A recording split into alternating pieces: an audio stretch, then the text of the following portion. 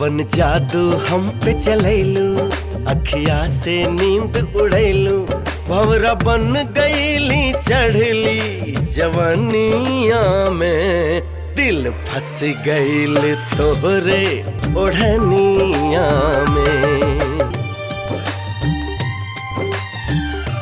हाँ, करीले श्रृंगार हम अपने खातिर, बोला तू काहे देख के हो खेला घायल।